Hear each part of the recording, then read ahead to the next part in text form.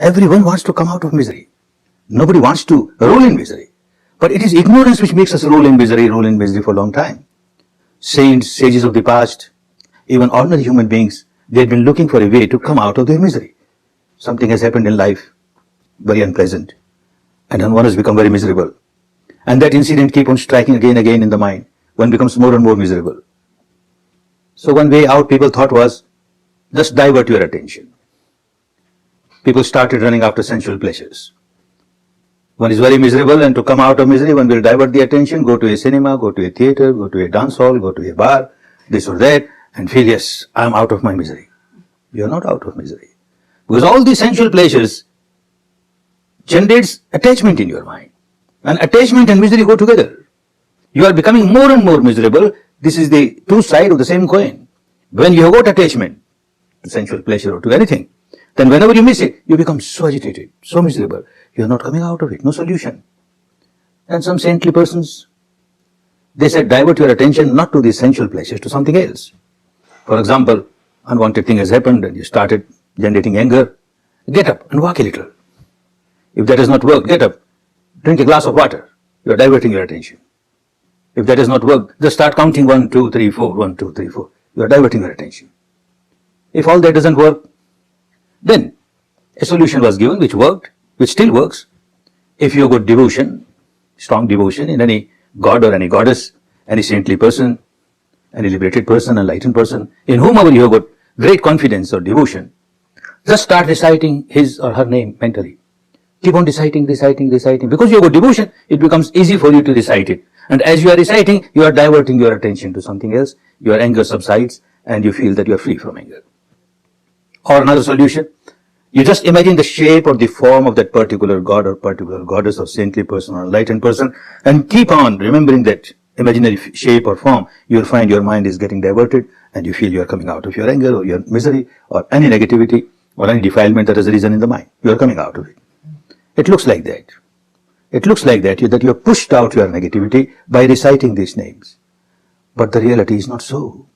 Those who became fully enlightened, they became fully enlightened because they explored the entire field of mind and matter, transcended the entire field of mind and matter, and experienced something beyond that, the eternal truth, ultimate truth. They experienced the entire law of nature. They understood that whenever you divert your attention, it appears as if you have put aside your negativity, but actually you have suppressed your negativity. It has gone away from the surface level of the mind and is being pushed deep inside. At the surface level of the mind, you feel, look, there is no anger, or no hatred, or no ill will, or no passion, or no fear. Whatever negativity has come, it's gone now. But suppressed deep inside at the unconscious level or half-conscious level, it keeps on rolling there and keeps on multiplying. You will not come out of your misery. Escape is no solution to the problem. And these enlightened people found out. Observe it. Whenever any negativity arises, if passion arises, don't suppress and don't give it a free license to express itself at the vocal level or the physical level. Similarly, fear arises, anger arises, hatred arises, worry arises. Don't suppress it and don't express it at the vocal level. They gave a middle path. Observe it. Anger is a reason. Observe it. Passion is a reason. Observe it. As you observe, you are not suppressing it. As you are just observing objectively, you are not expressing it. Just observing, and you find it becomes weaker and passes away. It has not become a problem. Your problem is solved because you are observing it. Very good solution.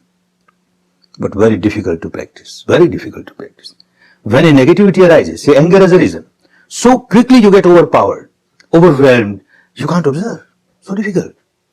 Something which you can't observe. There is no solution. There is only theoretically all right, but you can't practice it. These enlightened people, when they gave any sermon or any advice, it was practical advice.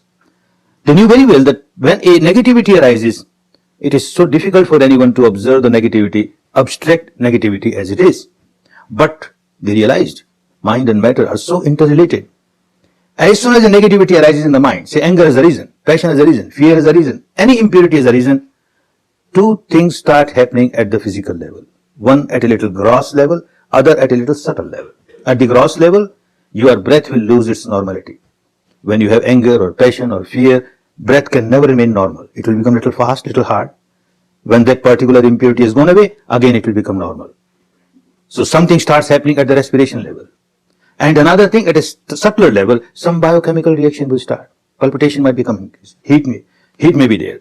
Perspiration may be there. Tension may be there. Something starts happening at the biochemical reaction of the body level. These two things.